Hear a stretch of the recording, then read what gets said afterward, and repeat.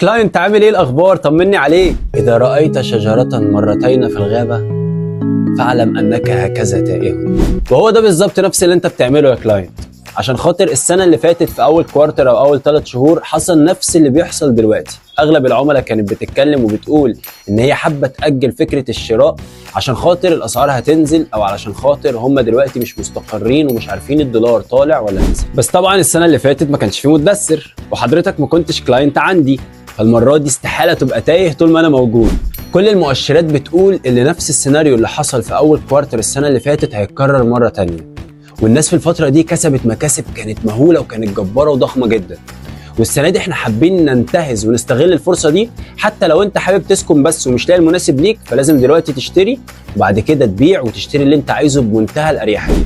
طبعا بدايه المؤشرات دي كانت في تغير الدولار او تغير تسعير الدولار في الفتره اللي فاتت بشكل بسيط،